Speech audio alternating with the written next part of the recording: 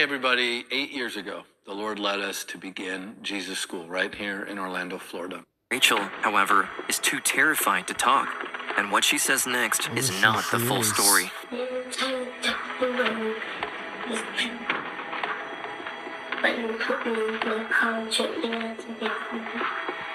no touch your face? When we were in the back of the car, he put his hands around my mouth and then he put his hands around my neck. When you put his hand on your mouth, can you show me how you did that? Can you show me? I see, thank you. And then you said he put his hand round your throat. And I had to stop that so I couldn't say anything. Did that hurt when you put his hands round your throat? Can you show me or me how you did it? He put his hand there and it squeezed quite hard. Rachel is afraid that the man who tried to kill her will come back for her. The problem is, she will have to face him again. February 7th, 3 days after the attack, Rachel is standing behind a one-way mirror just a few feet away from a line of suspects. And I'm going to ask you in a moment whether the person whom you saw on that day is here. But Rachel has no idea that someone in this lineup has already killed 2 other girls, and if she can't point him out, he will strike again. The year is 1990. In a suburb of Brighton called Whitehawk on the southern coast of England, 7-year-old Rachel is living a happy life with her loving parents, Jenny and Peter. On that particular day, Rachel is out roller skating while her dad is working in the front garden. She asks him for money to go buy a chocolate bar at the local candy store. It's around 4 p.m. when Rachel rolls away in her white roller skates. Just a little over an hour later, Rachel's parents are beginning to worry that she hasn't come home yet, when suddenly there's a knock at the door. It's the police. Rachel is in the hospital. Before we continue, a quick thank you to today's sponsor, Incogni. Support from partners like Incogni helps us bring you more of the stories featured here on Unseen. A lot of the videos on this channel reveal just how dangerous the internet can be, with cyberbullying, cyberstalking, but also harassment, and even kidnapping. On top of that, data brokers are always on the lookout for your personal information. Their full-time job is to dig into your private life and sell whatever they find to sites, including scammers. That's where Incogni comes in, a subscription service who protects you and your privacy. Once you sign up, they will contact over 230 data brokers to remove your data and keep it off the market for good. With 24/7 support and monthly progress updates. With their unlimited plans, they even offer an extra level of protection where you can make custom removal requests on whichever site you direct them to. Try Incogni risk-free for 30 days, and with the code UNSEEN, you'll even get 60% off an annual plan. Head to incogni.com/unseen to protect yourself and your loved ones today. Thanks again to Incogni for sponsoring. And now, back to the case of Rachel Watts. She was found by a couple on Devil's Dyke Road, over 7 miles from her home. I saw her come out from behind this bush. She was completely naked, kind of hands like this, and crying. Her hair was all disheveled. There was blood in delicate places that I couldn't care to mention. I jumped out of the car and ran towards her. And she said to me, "Are you going to kidnap me?" And I said to her, "No, we're here to help you. You're going to be okay." It's clear to the couple what happened to her, and they're horrified. They rush Rachel over to the closest house and call the police. When the police officer came, she just said, "Am I Mum?" I said, "Yes." That was when she said Rachel was in the hospital. Sorry, it's still raw now, even after all these years. Rachel's mother, Jenny, rushes over to the hospital in Brighton, where she's met by police officer Deborah Wood. Before she's allowed to go see her daughter, Jenny is asked to do the impossible. She's told she cannot show her daughter she's upset, or it may cause her to shut down. And for now, police still need to interrogate her.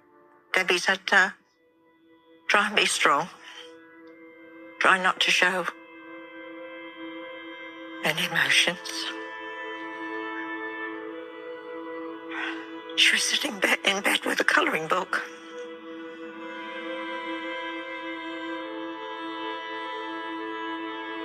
and I just sat there with her while she coloured. And I'm going to ask you in a moment whether the person whom you saw on that day is here. 3 days later, Rachel is asked to identify her attacker. Police have arranged a lineup consisting of 1 suspect and 9 lookalikes. One of them is a man named Russell Bishop, someone police have accused of murder before. But in 1987, after being acquitted of all charges against him, Russell Bishop walked free. It all starts on October 9th, 1986, the day Karen Hadaway and Nicola Fellows go missing. What time were they last seen? At about 5:30. It's not like her to go too far away unless she's going usually to a friend's house. And who am I speaking to now? Mrs. Hadaway. Who's the other mother? Mrs. Mrs. Fellows. Right, and the 2 9-year-old girls? 2 9-year-olds. Over 150 police officers and neighbors of the families have been searching the large wooded area near the girls' homes. But after nearly 24 hours with no sign of them, people are beginning to lose hope they'll be found alive. The story gains national attention, and Karen and Nicola's parents go on television to ask the public for help. Had she ever run away from home before? Well, she hadn't. So you don't think that they just run away for fun? No, if they are, they're up to something mischief, but what I can't think. She's just gone. And Nikki, they're both. That's the mother. The only way they've gone is if someone's picked them up. Come home, darling, please. Daddy's not going to tell you off. Just come home. You waiting? Yeah. It's just...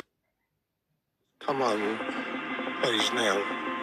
It's 4 p.m., October 10th. Police officer Paul Smith is walking towards Wild Park, just a few streets down from where the 2 girls live, when he has the strangest encounter. I was doing house-to-house inquiries, and as a result of a radio message, I went across to the other side of the road, which is Wild Park. This voice behind sort of shouted, "Oi, what are you doing?" The voice is that of Russell Bishop. Russell lives in Molescombe and is close to the families of the 2 girls. He's part of the search efforts and has been walking around with his dog. And he said to me, "We've been tracking all day, but it's getting late now and we're going to give up." So I said to him, no, we've got to keep looking. And he said, "Well, if I find them and they're dead, I'll get Nick, won't I?" And it was quite strange. I mean, why did he say that? What made him say that? Bishop is known by the police for his petty criminal history, car theft, shoplifting.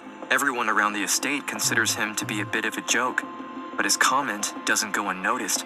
As the men are walking back into Wild Park, they hear 2 boys screaming the words, "We found them! We found them!" Russell Bishop runs off toward the voice, faster than Officer Paul Smith can catch up. I said to Bishop, "Look, you keep them away from the girls and you keep away from the girls." I was right behind him, and I got there and stepped between him and the 2 girls. They were there as if they were sunbathing. Nicola Fellows was on her back with one knee up, and Karen Hadaway was laying on her stomach with her arm round as if she was asleep. They were arranged like that. I went across to them and I took their pulse, and sorry, it still gets me. I took their pulse and they were stone cold dead, like pieces of marble. Jesus. One of the police officers come and told me that, yes, she's been found. And I said, "Oh, great, you know," and I said, "Has anything happened to her?" Saddest day of my life. That I lost my daughter. I was actually in the park and they were found. And when I see the tapes come out, I just knew that something bad. You know, I just collapsed on a heap on the floor.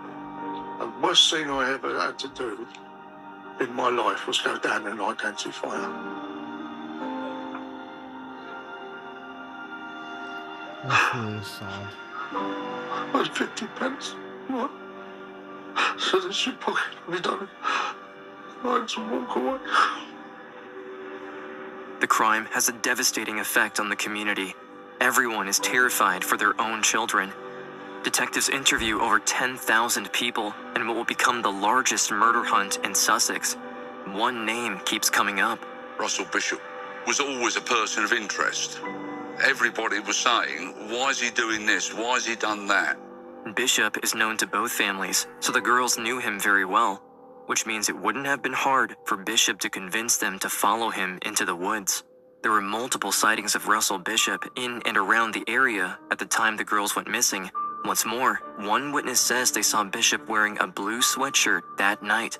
The description matches that of a blue sweatshirt, which was found discarded on a trail close to where the bodies were found. And that trail leads to Russell Bishop's house. On the blue sweatshirt, there were ivy spores that were consistent with where the girls had been found, but inconsistent with where it had been dumped.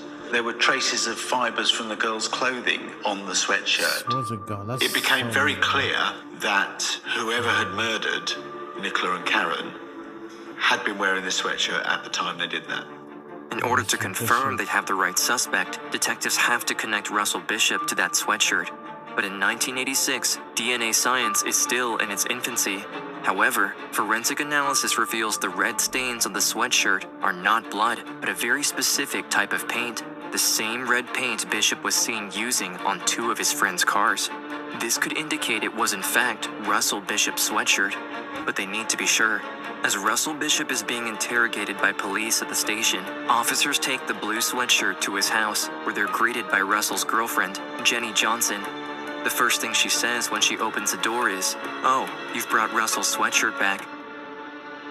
Jenny has no idea that she has just incriminated her boyfriend. The 2 officers take a sworn statement from her, which she signs without hesitation, proving that Russell Bishop owned the sweatshirt that was worn by the girl's killer. And we thought, this is it. He's guilty of having killed these 2 children. Thought that there was sufficient evidence to convict. Bishop was the murderer. No doubt whatsoever. On December 4th, Russell Bishop was charged with the murder of the 2 girls. Since that time, he's continued to deny both killings. I thought, it can't be him. Why would it be him? He comes to the house all the time. I play football with him on Sundays. Never think somebody who you knew would actually come along and do such a terrible thing.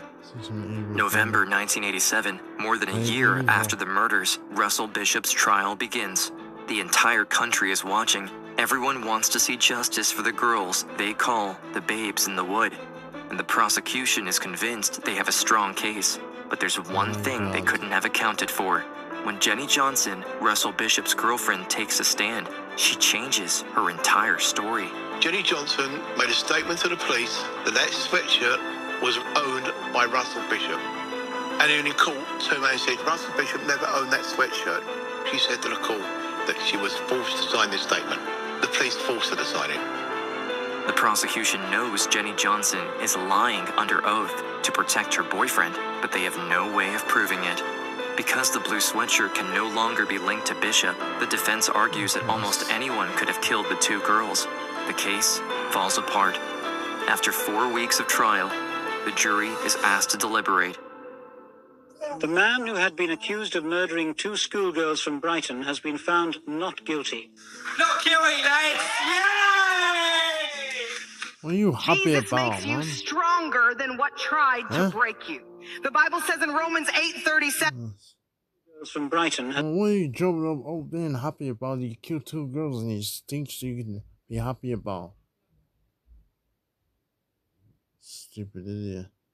been found not guilty. Not guilty, lads! Yay! Everyone was just stunned. What could possibly have gone wrong? We knew that it was Bishop. Everybody knew that it was Bishop, yet he'd walked free.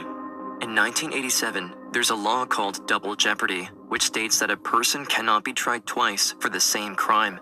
Once acquitted, Russell Bishop can never be tried again for the murders of those 2 little girls, even if police could find irrefutable proof that he is the killer.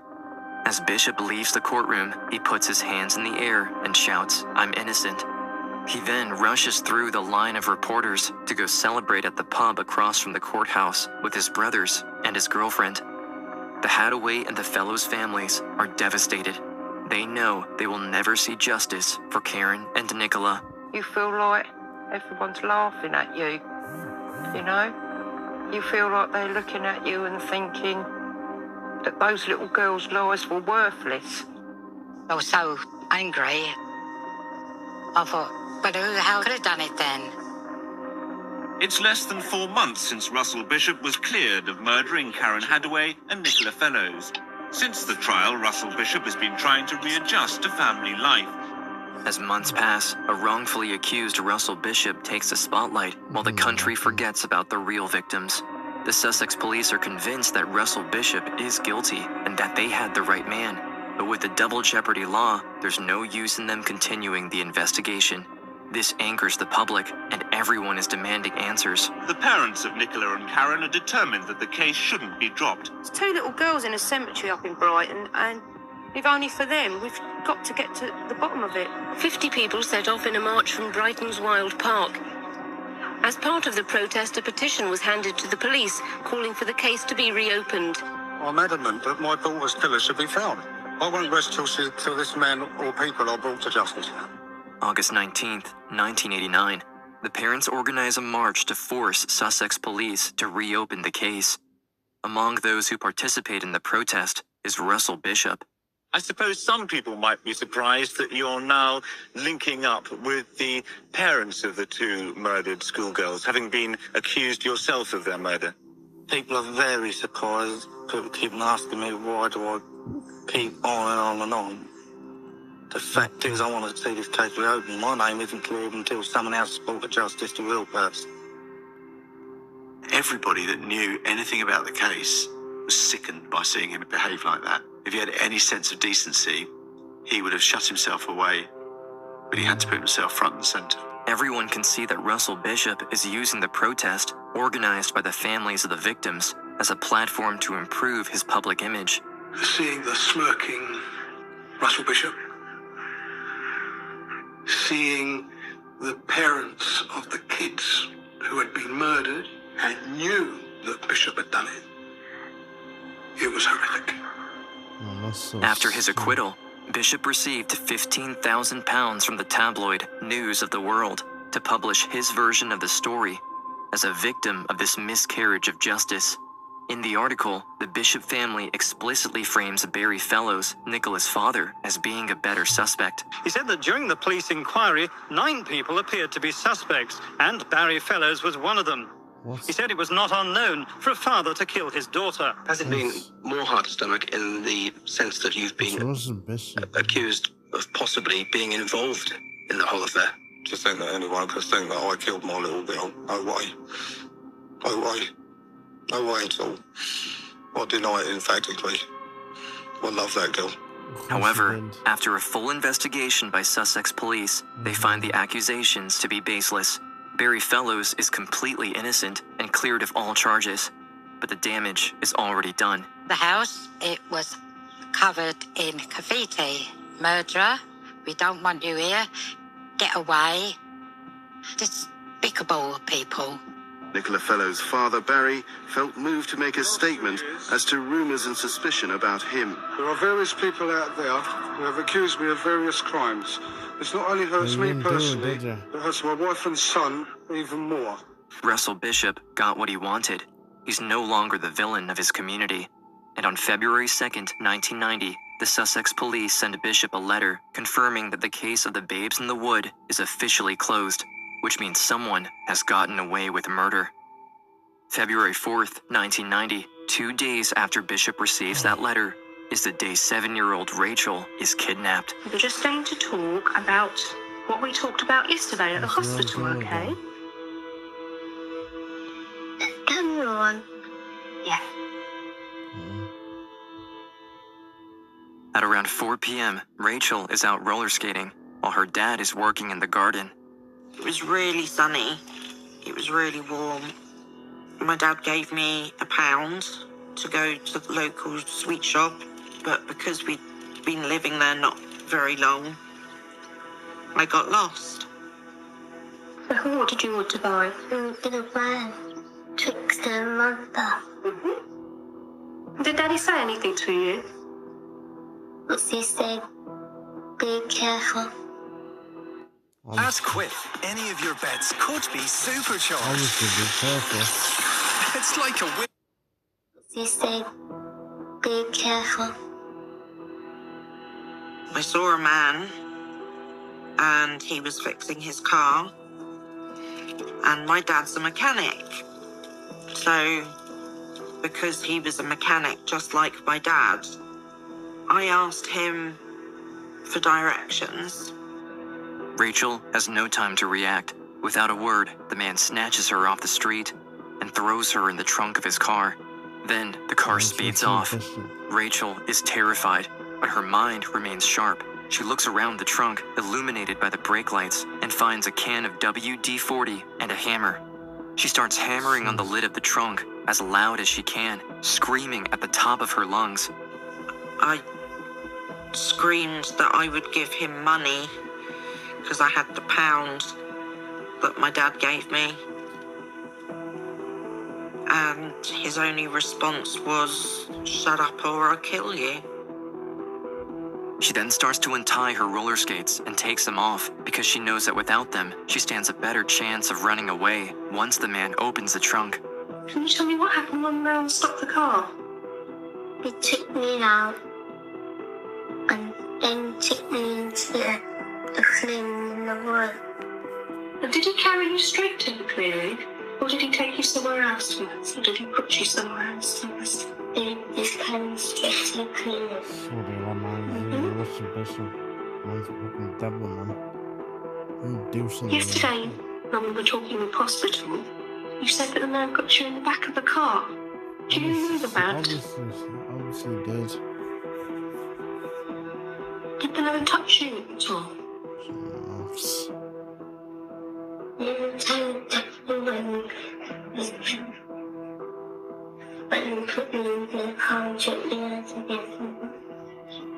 With her mom sitting next to her in the interrogation room, Rachel omits parts of the story. She says nothing about what happened in the back seat of the car. And to investigators, it means she doesn't remember. I have a big secret. It's been in my head for the last 30-odd years. Everybody believed that he strangled me before he sexually assaulted me. I don't know whether I knew at the time. I do know the reason why I didn't talk to my parents and tell them about it earlier was because I was ashamed. When we got to Devil's Dyke, he took me out and threw me on the back seat. He told me to take off all my clothes, and I just complied. I was conscious when he sexually assaulted me. The man then puts his hands around her throat. Rachel can't breathe, but before she can say anything, she blacks out. He then carries Rachel into the woods and abandons her, convinced that she's dead. When she comes to, Rachel is alone and unable to stand. She fumbles her way out of the bushes, but she's dizzy and keeps falling over. I just remember it being really cold and knowing that I had to find help. I saw some headlights. My first thought was that it was him again and that he was here to finish me off. But she quickly realizes that if she doesn't approach those headlights, she's going to freeze to death. When she finally sees a shape in the dark, it's a young couple offering a blanket and their help. After being admitted to the hospital, Rachel is reunited with her mom. I was worried that she'd be cross because I'd lost my brand new jumper. That's what I was afraid of. Rachel just didn't want to go to bed when she came home. And I remember Rachel was sitting on the sofa picking the thorns out of her feet. It just doesn't bear thinking about. As a father, you think that you can protect your family, your children, but you can't. And you can't blame anybody except yourself, because that's what you're there for as a parent, isn't it? You bring them up, you protect them, and you failed.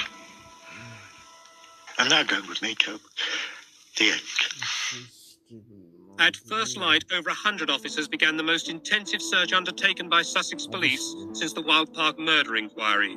With the details given by Rachel, police are quickly able to start the investigation. they're looking for a white male with a mustache driving a red car.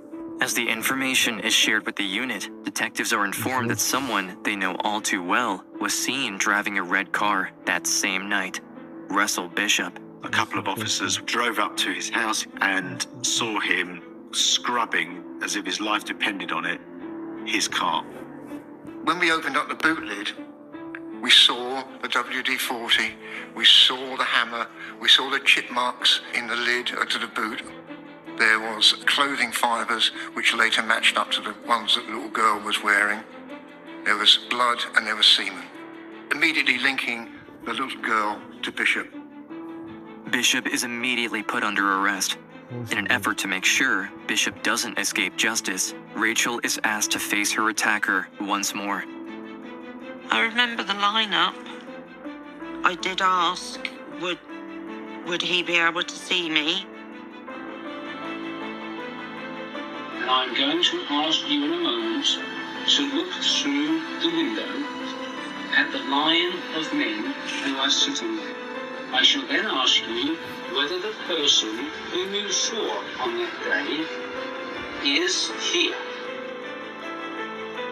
I don't think I let go of my mum's hand. तुम्हारा भविष्य क्या है? यह हस्तरेखा पढ़ने वाला app आपको बताएगा। सबसे पहले अपनी हथेली स्कैन करें।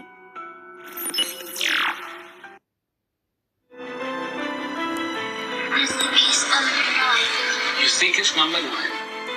The man Rachel points out is, in fact, Russell Bishop.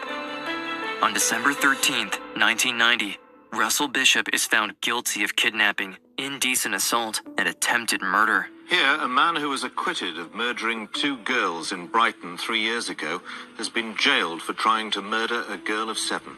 The judge sentenced Bishop to life imprisonment for attempted murder, 10 years imprisonment for kidnapping, and 10 years imprisonment for sexual assault. And while everyone is relieved that he finally got what he deserved, there is no celebration in the courtroom, no cheers.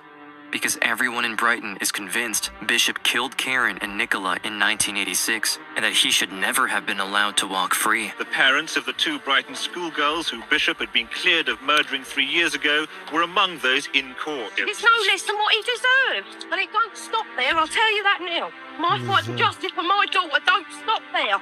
Justice prevailed for that little girl. But the unfortunate thing is, it wasn't justice for Karen and Nicola. They say life goes on, but it don't. It's still there. It hasn't gone away from me. Do you know, I still do. I still go in shops and look for clothes for her, thinking, oh, that looked nice on her. And while the families of Karen Hadaway and Nicola Fellows continue to fight in their daughters' names, Rachel returns to her family life. She is granted anonymity by the court and is hoping everything will go back to the way it was. And for more than a decade, she has managed to live a normal life. Until one day, the phone rings. Russell Bishop is up for parole. I thought a life sentence is a life sentence. Then I found out that life in Russell Bishop's case meant only 14 years, just because he didn't actually kill me. It's 2004. Rachel is now 22 years old, and the news is terrifying. Bishop, who has been in jail for the last 14 years, is due to be released at any moment. She's convinced Bishop will come back for her. It's 2005, and finally, there's hope for Rachel and for the Fellows and Hadaways. The double jeopardy law, an 800-year-old law preventing anyone from being tried twice for the same crime, is repealed. This means, with new evidence, Bishop could be retried for the 1986 murders of Karen and Nicola. But they need to act fast before he gets out on parole. The key thing that they need is new and compelling evidence. And they only get one chance to present that evidence. A new investigation is opened on the 1986 murder case, but gathering new and compelling evidence proves to be harder than expected. I used to have nightmares that he would climb up a ladder and get through my bedroom window and come and finish me. Ever since that phone call, Rachel has been terrified of Bishop being released. She's developed a condition called agoraphobia, which prevents her from ever leaving the house. As years pass, Bishop's parole continues to be denied, but until he's put away for good, Rachel will never feel at ease. Finally, in 2013, there's a break in the case. The sweatshirt was still central to this investigation. Bishop had always denied any knowledge of the shirt at all. And Roy Green decided that he would test the inside of a tear on the cuff of the sweatshirt. And it came back with Bishop's DNA. The discovery is huge, but there's just one problem. Scientists can't say for sure that the sweatshirt was not contaminated back in 1986. This means that any new DNA found on the sweatshirt is inadmissible. However, when the bodies were found, forensic pathologists had taken tapings from the girls' arms and kept them under seal. Back then, they didn't have the science to examine them for DNA. When we examined those tapings, we recovered mixed profile of DNA of Russell Bishop and Karen Hadaway. This was massive for us. This was Russell Bishop's DNA on Karen Hadaway's arm. This could be the new compelling evidence investigators need. Well, that's what happens if you kidnapped, fraud, attempted murder anyway, sexual assault, rape, all that. Not really good. Like Emmerdale, they teach you about sexual assault, about attempted murder, about other evil crimes anyway. About gambling. And Canadian and Hollyoaks and EastEnders. Any other program. That's why I like watching about Emmerdale, EastEnders, Hollyoaks.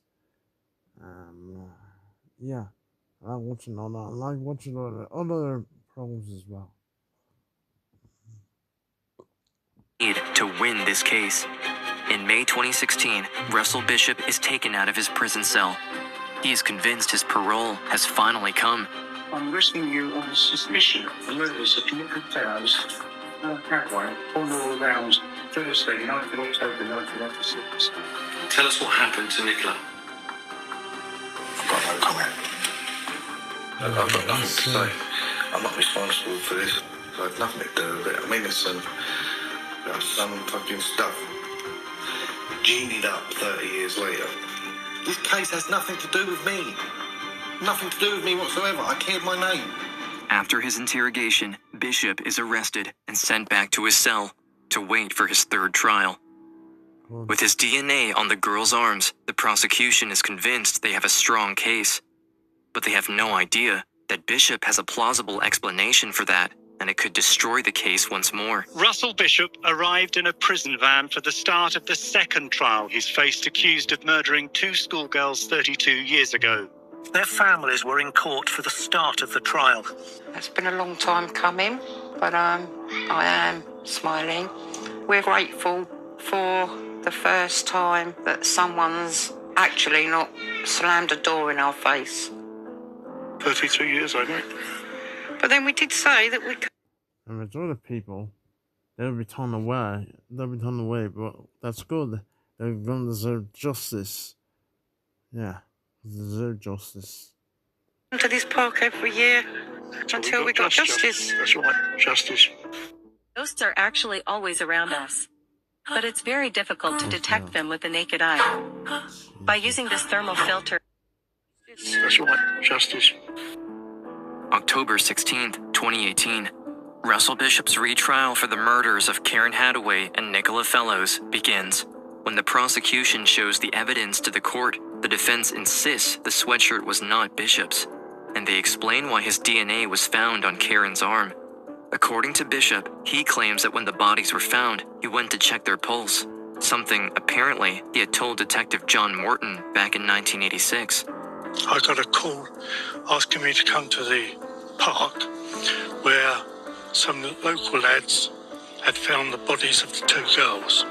They had their heads down and were absolutely deflated. I was totally amazed when I saw the other guy, who turned out to be Russell Bishop. It was strange because he was standing there shuffling his feet and whistling out loud. So I asked him what happened, and he said to me, I jumped over the tree and went to the girls, and I felt both of their necks for a pulse.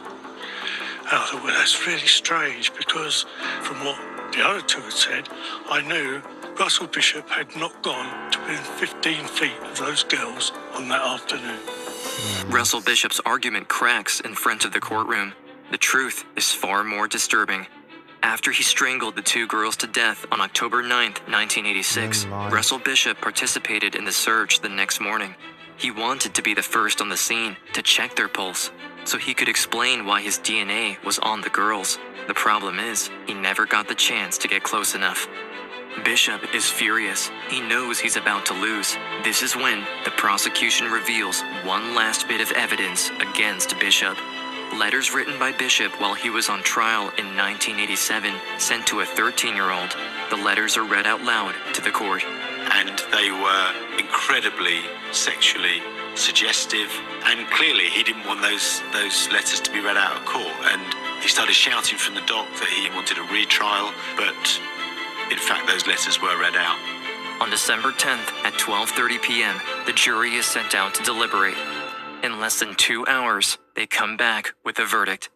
A convicted paedophile has been found guilty of murdering 2 schoolgirls found strangled and sexually assaulted near Brighton 32 years ago.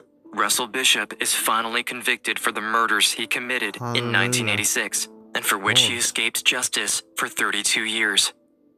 He is sentenced to an additional 36 years. This is a moment to remember the 2 girls. We should also acknowledge the courage, persistence and dignity of Karen and Nicola's families. I sincerely hope that the families can now find some peace and move forward to the next chapter in their lives. I said that I'd never stop fighting for justice. And now them little girls can rest in peace. I used to go into the bedroom where stuff was in the chest. When I opened the chest and all her stuff was there, and I can just smell her. When the court case finished and we got the verdict, I said, well, now she can go to her angel bed and go to sleep. She hasn't got to worry about anything now. And I know she's around. You can't see her and you can't feel her, but she's there in spirit. If I could have a wish come true, a dream that had come to pass, I'd ask to spend a day with you and pray that it would last. I'd run to you and hold you close. We'd laugh and smile again. We would talk about the old times and see how we've both been. My wish go ungranted, but it always will be true. I trade many of my tomorrows for one yesterday with you. This story is about a little girl who got kidnapped by this sexual assaulter and this murderer who killed two girls anyway, and also let me see, also escaped justice, and also got arrested of kidnapping and attempted murder and kidnapped this little girl, and also murdering these 2 girls. And that's why you have to be careful on the internet, and you have to be careful outside anyway.